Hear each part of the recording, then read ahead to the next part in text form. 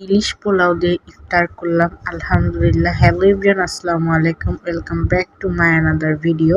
So সবসময় ছোলা মুড়ি খিচুড়ি প্রতিদিন একভাবে কিন্তু খেতে ইচ্ছা করে না, তো নুডলস আর ইলিশ পোলাও দিয়ে অনেক মজা করে খেয়েছি। তো সকাল সকাল আজকে কলেজে যাচ্ছি, কলেজে যাওয়ার পর এরপরে কোনো আর ভিডিও নিয়ে নিই, তারপর ডাইরেক্ট বাসায় এসে ইলিশ পোলাওটা আমাদের বাসার যে খালা উনি রান্না করে দিবে।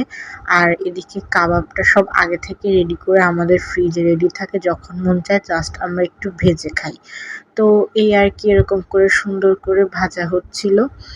দেন আমি বাসায় এসে দেখি ঘরটা এত সুন্দর, ইলিশের স্মেল, আলহামদুলিল্লাহ খেতে এত মজা হয়েছিল। আমি ইলিশ পোলাও এই নিয়ে 2বার ট্রাই করেছি, মেবি একবার বাইরে, বাসায় ফার্স্ট টাইম।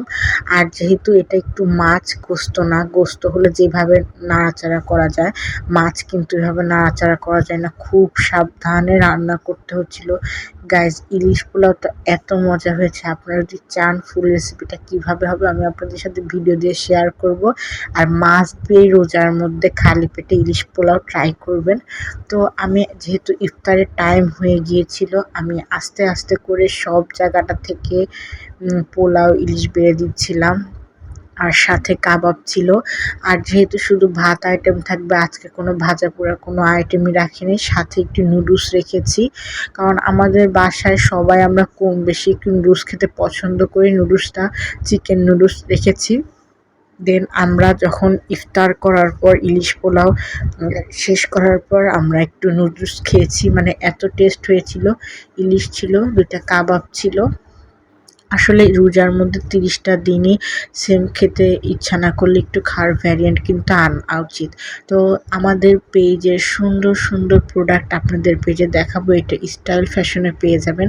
এত সুন্দর তাঁতের স্টাইলের আড়ং কটনের 3 পিসটা পেয়ে যাবেন স্টাইল ফ্যাশনে। আর কোন পেজে কোথায় নক করবেন আমি কিন্তু আমার ভিডিওর ডেসক্রিপশন বক্সে অবশ্যই মেনশন করে দিব। এত সুন্দর 1 পিস আপনারা পেয়ে যাবেন, মাশাআল্লাহ ঈদের জন্য বেস্ট কালেকশন।